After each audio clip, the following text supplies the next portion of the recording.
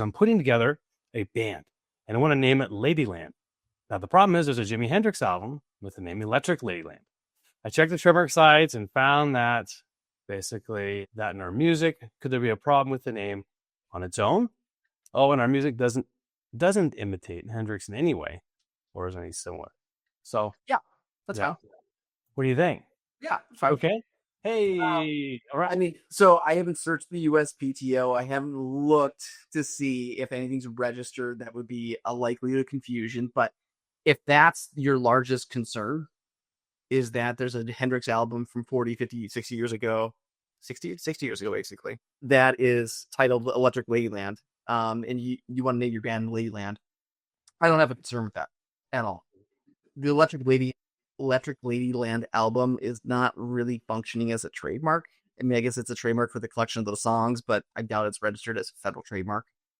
So I don't have any concerns with that whatsoever.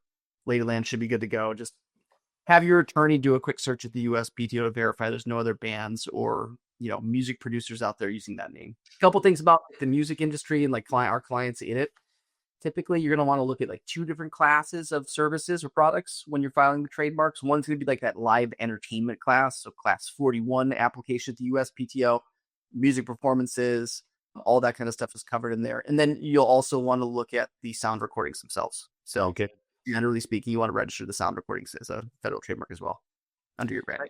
That's awesome. Thank you, Matt. If I turn that question up a little bit, let's say that album just released last year by a different famous artist. Would that change your answer? Probably not. Okay. Probably not. The fact that it was a long time ago isn't necessarily germane. I don't think so. I mean, because, the album could be registered as a federal trademark, but then it's providing like the music recordings of the album, but that's different than like a live or a musician who has a band name, right? That's over here doing live music performances. I'd want to see like a more like, I guess, compelling fact pattern before I made a decision that was verboten or out of bounds. Yeah, that's great.